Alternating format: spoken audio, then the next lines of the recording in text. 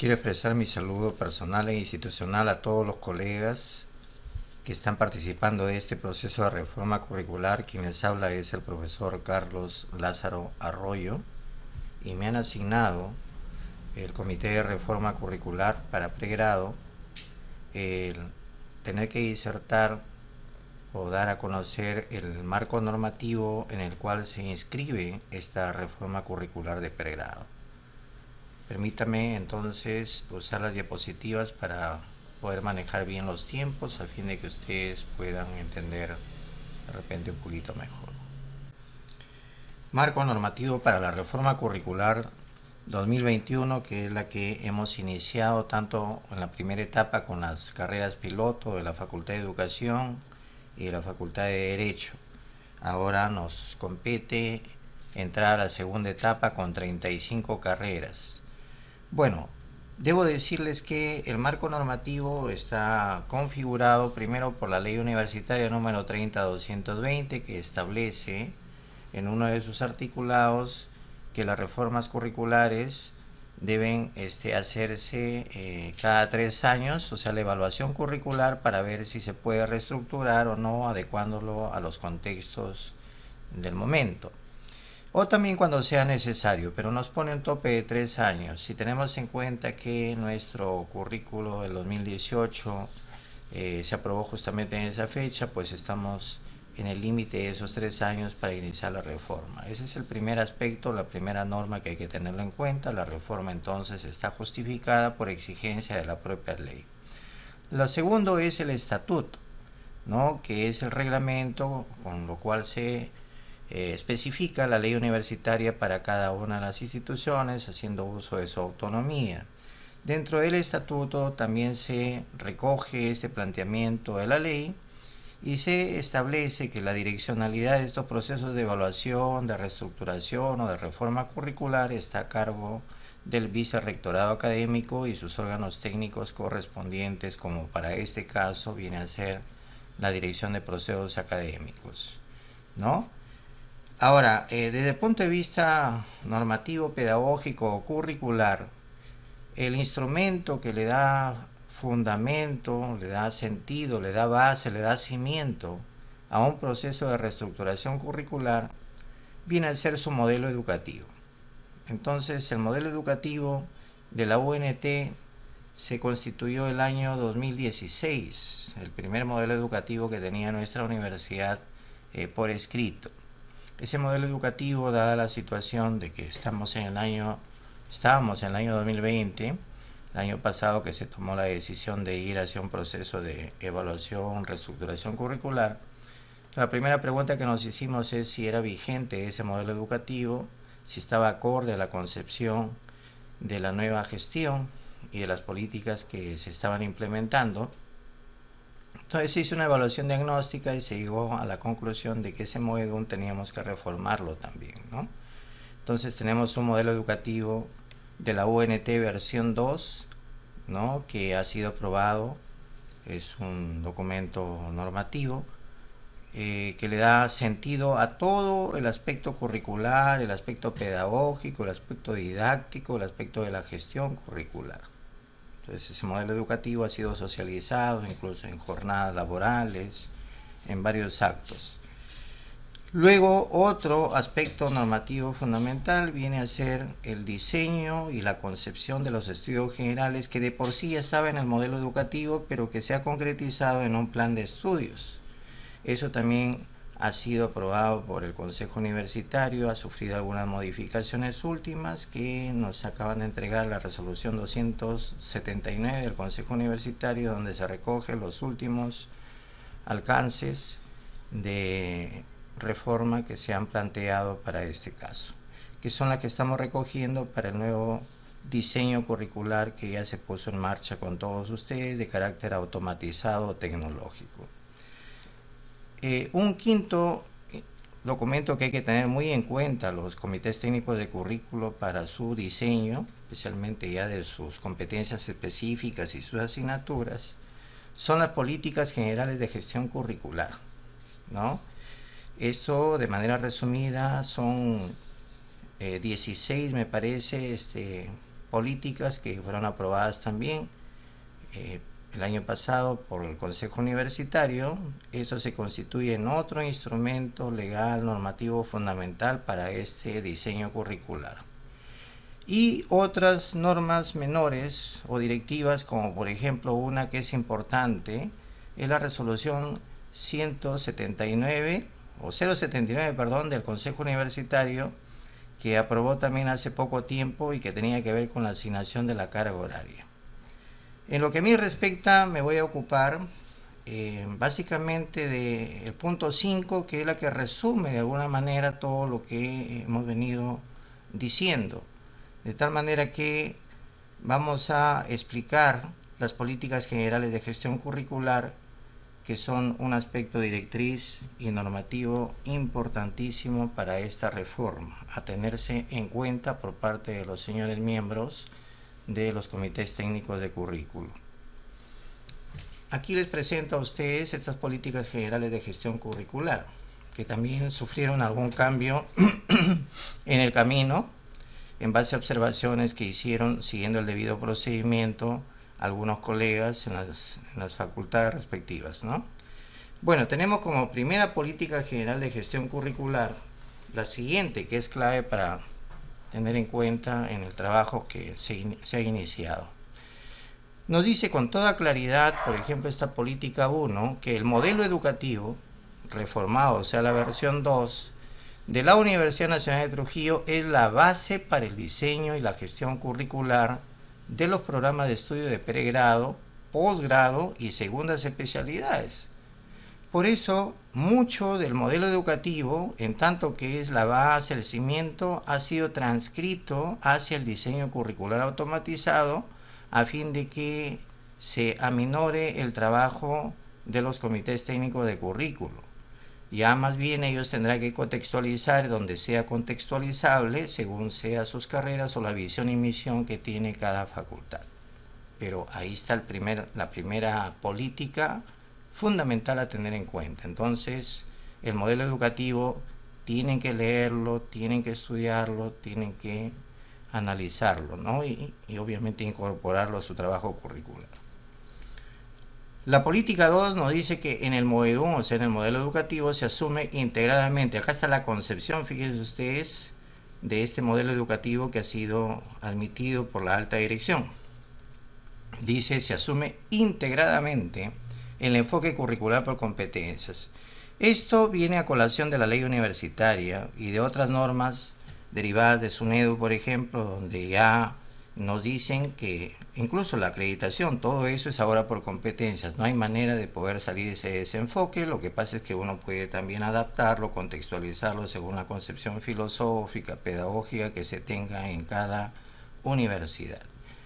Entonces, se asume integradamente el enfoque curricular por competencias y el diseño curricular integral, que también es otra concepción, que sería largo explicarlo, humanístico obviamente por el tema de los estudios generales y el entendimiento de que la formación profesional primero es una formación humana, una formación de la persona, del ser humano, no flexible, porque así también lo determina la ley. El diseño curricular tiene que ser flexible, histórico crítico, porque es bueno entender que en este tipo de diseños el enfoque que se ha asumido es un enfoque dialéctico, ¿no? Es decir, un enfoque no funcionalista, estructuralista, sino un enfoque dialéctico, de análisis dialéctico de la realidad. Sociocultural toma en cuenta obviamente la cultura y el tema social. Intercultural, que es otro de los aspectos centrales ahora en las concepciones filosóficas y pedagógicas relacionadas con el tema educativo, el problema de la cultura, de la interacción entre culturas. Somos un país con más de 50 culturas, ya se puede imaginar, eso es un enfoque clave que incluso se ha convertido en un eje curricular, como verán en el modelo. Inclusivo, porque así también lo determina ahora la ley, pero además es una concepción filosófica que está presente en este modelo educativo. Y obviamente contextualizado, es decir, adaptado a nuestra propia realidad, ¿no? Por ello es que en este modelo educativo han participado diferentes colegas de varias facultades. La política 3 nos dice que los programas de estudio de pregrado, posgrado y segundas especialidades desarrollan articuladamente dos grandes bloques de competencias, que es lo que aparece justamente en el diseño curricular automatizado. Así lo determina la ley y así también lo determina el modelo educativo. Dos tipos de competencias: competencias genéricas y competencias específicas. Las genéricas son comunes y lo determina la propia institución, y eso tiene que ver justamente con el diseño de estudios generales, y las competencias específicas lo determina la carrera, en este caso la escuela profesional, sus comités técnicos de currículum, sus grupos de interés a nivel interno, a nivel externo, ¿no? Entonces, ese es otro aspecto, otra línea, otra política que debe ser muy bien entendida por cada uno de los comités técnicos de currículum. Luego tenemos como política 4, nos dice que en los programas de estudio de pregrado, las competencias se desarrollan en 3 áreas de estudio. Así, por eso se ha diseñado el diseño curricular automatizado. Tenemos estudios generales que están relacionados con las competencias genéricas, los estudios específicos que están relacionados con las competencias específicas, ¿no? Estos estudios específicos son los estudios que tienen que ver con la profesión. De ahí se van a derivar los cursos o asignaturas o módulos que tienen que ver directamente con la profesión. Y viene finalmente los estudios de especialidad, que también están en la segunda competencia, que es la competencia específica, que son ya los que van generando el perfil típico de una profesión, ¿no? En posgrado y segundas especialidades se dice en este lineamiento solo se tendrá 2 áreas, como son los estudios específicos. Ahí ya no hay estudios generales, son estudios específicos, y obviamente los estudios de especialidad.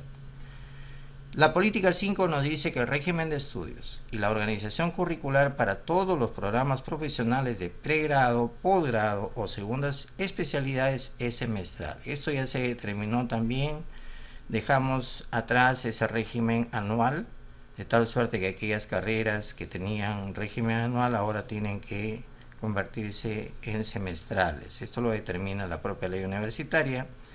Y bueno, son 16 semanas que comprende ahora un semestre académico, ¿no? Y se dice luego que solo pueden desarrollarse 2 semestres por año académico. Esta es otra línea que hay que tenerla en cuenta, ¿no? Tenemos luego la política número 6, que nos dice que en los estudios de pregrado, en el primer semestre del año académico se desarrollan ciclos impares y en el segundo los ciclos pares, ¿no? Eso también está determinado, lo cual permite ordenar el trabajo curricular, el trabajo académico. Pero aquí viene un aspecto que fue modificado. Esto que lo he resaltado con amarillo es el último acuerdo tomado por el Consejo Universitario en el mes de agosto, ¿no? El número de cursos, nos dice, por ciclo deben obedecer a la viabilidad y pertinencia de las escuelas profesionales de la UNT, guardando obviamente el rango adecuado, porque tampoco podemos dejarlo a libre albedrío, porque eso nos llevaría a desordenarnos, guardando el rango adecuado de variación entre 4 y 7. No se toma en cuenta para esto las actividades extracurriculares, porque esas no tienen creditaje, ¿no? Pero si son cursos selectivos o obligatorios, tienen que ser hasta un máximo de 7 y un mínimo de 4. Así está establecido en ese lineamiento, ¿no? Esto cambió porque en los currículos piloto, antes de que se modifique, se decía que solo la cantidad de asignaturas por ciclo deberían ser 6, y eso permitió estandarizar todos los ciclos en 6 cursos.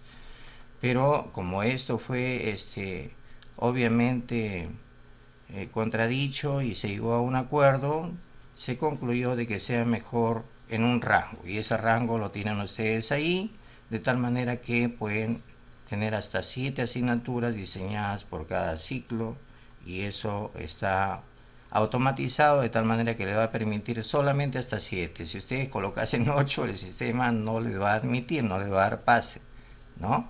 Entonces eso también hay que tenerlo muy en cuenta. En los últimos ciclos de estudio, dice, se enfatiza en el trabajo de la investigación científica. Creo que eso es algo obvio. Ahora se tiene que presentar una tesis, un trabajo de investigación para la graduación y para la titulación. Entonces acá se dice en este lineamiento con toda claridad que hay que tener en cuenta en los últimos ciclos la investigación científica orientada a la graduación y titulación, ¿no? Y también las prácticas preprofesionales. Para eso se están elaborando ya reglamentos. Por ejemplo, la práctica preprofesional se está elaborando un reglamento general de prácticas. Bien,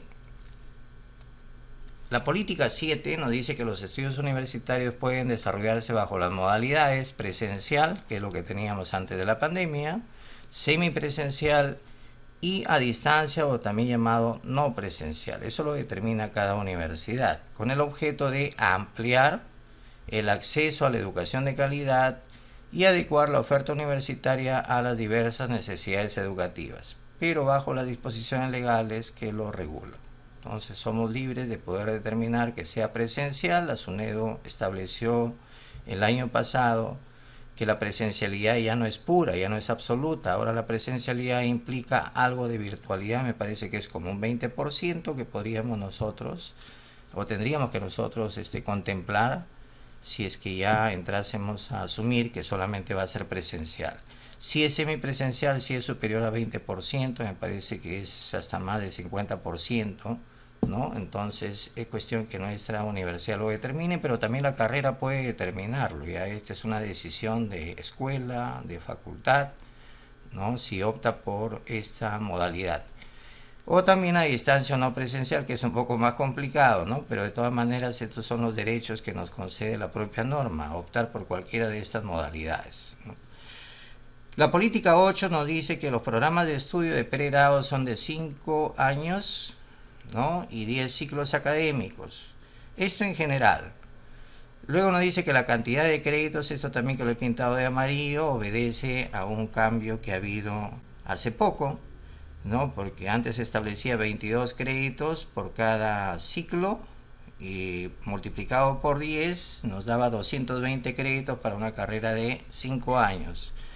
La corrección que se ha hecho por acuerdo del Consejo Universitario es que la cantidad de créditos por ciclo, dice, debe responder al perfil del egresado y a los objetivos educacionales de los programas profesionales de la UNT, considerando un rango, igual que en el caso anterior la cantidad de cursos que era de 4 a 7, acá hay un rango entre 20 y 23 créditos. De manera que los comités técnicos de currículo tienen que tener en cuenta acá, ¿no? Pueden colocar 20 en un ciclo, en el otro 21, en el otro 22 de repente, y hasta 23. Pero si se pasan de 23, por decir, le ponen 24, ya el diseño curricular automatizado no les va a permitir, ¿no? O si pone menos de 20 tampoco le va a permitir. Entonces ustedes tienen que aprender acá a jugar con este rango, porque así lo ha determinado la autoridad. Y para carreras de 5 años, pues el tope aquí es 220 créditos, ¿no? Entonces dice con un total de 220 créditos académicos a distribuir entre cada ciclo. Entonces ahí viene ya el cálculo curricular que tienen que hacer por asignaturas, por ciclos, de tal suerte que la sumatoria total para carrera de 5 años deben ser de 220 créditos. Y en cada semestre puede haber una variación en este rango de entre 20 a 23 créditos. Pero también ustedes saben que tenemos carreras de 6 años y de 7 años. Por ejemplo, 6 años, el caso de Derecho y Ciencia Política, Medicina Humana, Estomatología, Farmacia, ¿no? El caso de 6 años es Derecho, Estomatología, Farmacia. Y 7 años, la única carrera que tiene 7 años es Medicina. Bueno, para este caso el lineamiento o la política aprobada contempla el incremento proporcional de su creditaje. Es decir,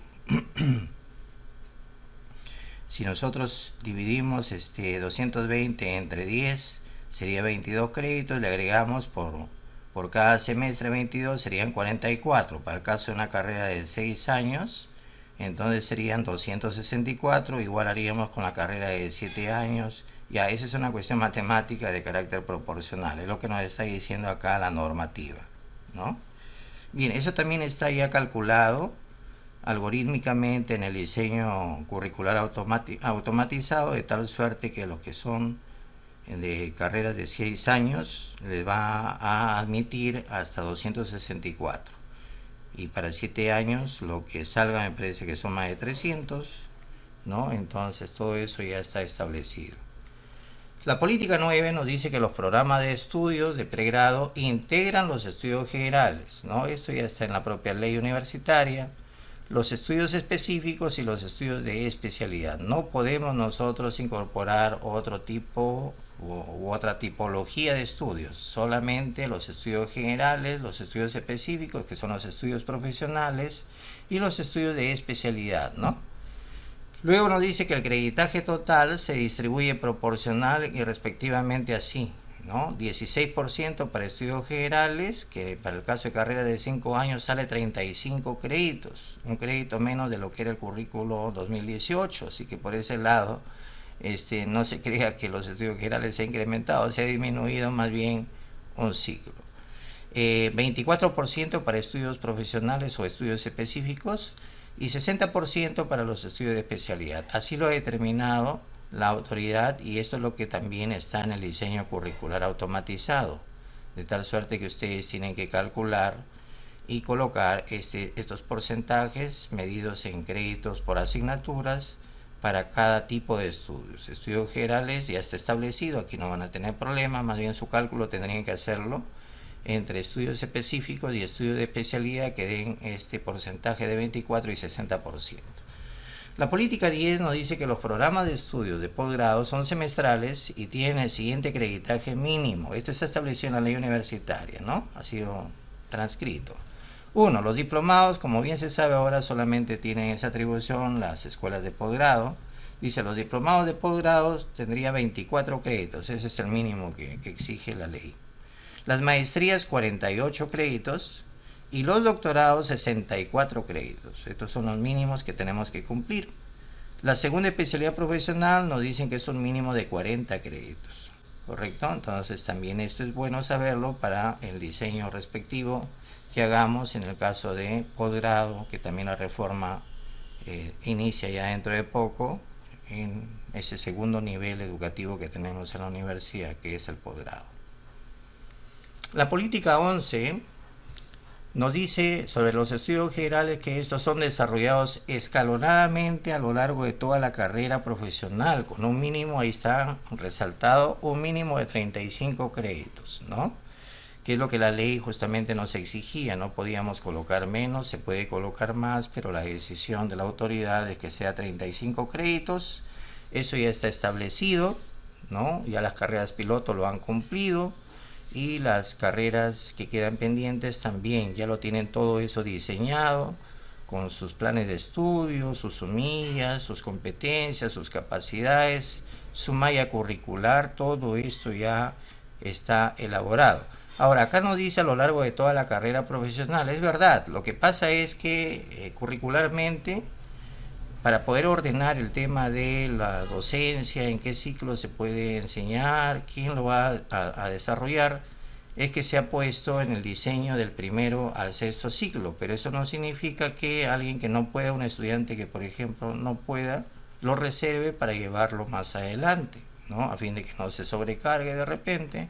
Eso ya la propia norma lo está estableciendo, que puede llevarlo en cualquier momento, pero sí es un requisito obviamente para su graduación, el haber completado sus 35 créditos de sus estudios generales. Dice luego, son gestionados y administrados por las escuelas profesionales bajo la supervisión del vicerrectorado académico a través de su unidad técnica correspondiente. En realidad esto tendría que complementarse con lo que establece el estatuto, donde ahora sí ya le da un empoderamiento a la unidad de estudios generales para que ésta elabore más bien los planes de estudio en coordinación con las escuelas profesionales, ¿no? Entonces esto un poquito ha cambiado el sentido por lo que el estatuto último ha establecido. La política 12 nos dice que los planes de estudio del sistema de preparación de acceso a la universidad, ¿no?, el nuevo CEPUM de pregrado, estudios técnicos, posgrado, segundas especialidades y de formación continua se articulan sistémicamente, según los lineamientos del MOEDUM, para permitir convalidaciones, doble graduación y titulación y especialización acorde con la ley universitaria. Bueno, esto tiene que ver básicamente con el sistema nuevo que se está proponiendo de ingreso a la universidad con perfiles que vengan trabajándose ya desde el CEPUM, ¿no? Bien, luego la política 13 establece que la implementación de un nuevo sistema de admisión a la universidad, el nuevo CEPUM, que valore las competencias logradas en la educación básica regular, que consolide las capacidades, aptitudes y actitudes básicas y necesarias para los estudios universitarios y que desarrolle y valore los perfiles de los ingresantes según las áreas de formación profesional.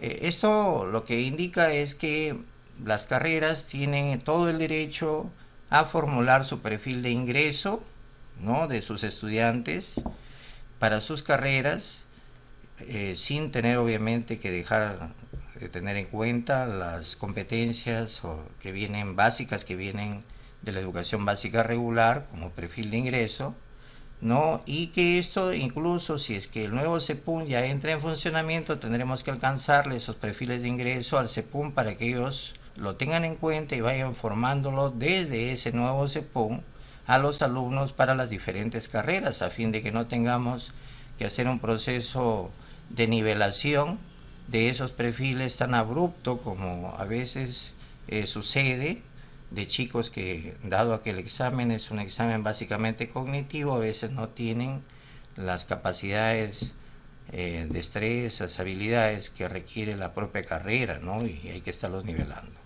Bien, la política 14 nos dice que en la ejecución de los planes curriculares, de los programas de estudio de pregrado, se articulan y desarrollan transversalmente la investigación científica y la responsabilidad social, efectivizándose prioritaria y directamente en los cursos prácticos. Esto se estableció incluso en la ley también. En la relación con la sociedad, con las empresas y las instituciones públicas y o privadas, viabilizando los objetivos de política académica e institucional de la gestión 2020-2025 y los convenios que tiene la UNT a nivel local, regional, nacional e internacional. Esto ya está en las bases teóricas, en los ejes curriculares, que el diseño curricular automatizado lo ha incorporado, toda vez que esto está establecido también en el modelo educativo aprobado. Estamos llegando al final ya. La política 15 nos dice que los programas de estudio en la UNT fomentan la interdisciplinariedad y la multidisciplinariedad, ¿no? Este también es otro eje fundamental, a nivel inter e intracurricular. En general, la polidocencia, esto también lo han vuelto a resaltar en la directiva del Consejo Universitario sobre asignación de carga horaria, la 079, donde se dice que en general la polidocencia, las cátedras integradas, paralelas o compartidas no están permitidas. Pero nos da una salida porque hay carreras que en realidad sí tienen que hacer esto, ¿no? O lo vienen haciendo. Dice, solo funcionan ya aquellas que tengan una justificación técnico-curricular, que hay que tener muy en cuenta cuando se diseñe. Tengan justificación técnico-curricular y justificación técnico-didáctica. Y además sean avaladas por la Dirección de Desarrollo Académico, que ahora se llama Dirección de Procesos Académicos, y mediante un reglamento especial. De manera que no está esto admitido para todas las carreras, sino solamente para aquellas que puedan justificar curricular y didácticamente esto de la polidocencia, de las cátedras integradas, ¿no? En el modelo educativo se habla de que el tema, por ejemplo, de la interdisciplinariedad es algo que más debería tenderse a desarrollar en el posgrado, ¿no? En el pregrado podríamos iniciar, pero más debería desarrollarse en el posgrado. Lo que podemos desarrollar, creo, curricularmente en pregrado es la multidisciplinariedad, es decir, que se invite a colegas de otros campos disciplinares, epistémicos, para que colaboren en el desarrollo del cumplimiento de competencias, capacidades de nuestros alumnos. Luego tenemos la política 16, que nos dice que las prácticas preprofesionales se diseñan, implementan y ejecutan curricularmente en 3 niveles: iniciales, intermedios y finales, desde el 5º ciclo. O sea, esto no es imperativo, pero es algo que podrían tenerlo en cuenta, ¿no? Porque se está además elaborando un reglamento de prácticas. Entonces hemos estado conversando con varias carreras que nos decían que lo más lógico de trabajar en sus propias carreras es que sean las prácticas finales, ¿no? En fin, esto es algo como sugerencia, pero vale tenerlo en cuenta. si es que se puede implementar, pues mejor, ¿no? Porque la práctica preprofesional, en realidad hay experiencias que se pueden articular a la investigación científica, o sea, la investigación formativa, entonces se puede hacer. Hay carreras que ya lo están implementando, las carreras piloto especialmente, ¿no? Bueno, desde el quinto ciclo nos sugieren de estudios y según las particularidades, acá está la salida justamente de cada programa de estudios, ¿correcto? Finalmente, con lo cual ya concluimos, la política 17 aprobada nos dice que el sistema de calificación cuantitativa en todos los programas de estudio es vigesimal. Bueno, esto está determinado también por ley, de 0 a 20 en el Perú. Y se asume como nota mínima probatoria, esto ya es para nuestra universidad, aplicando nuestra autonomía, como nota mínima probatoria el puntaje de 14, que es lo que ya se viene aplicando desde el 2021-1, ¿no? Para casos específicos podría emplearse la siguiente escala de valoración cualitativa, dado que es enfoque por competencia, se podría también usar esto. Excelente, por ejemplo, 20 puntos, muy bueno de 17 a 19 puntos, bueno 14 a 16 puntos, regular de 11 a 13 puntos, deficiente de 0 a 10 puntos, ¿no?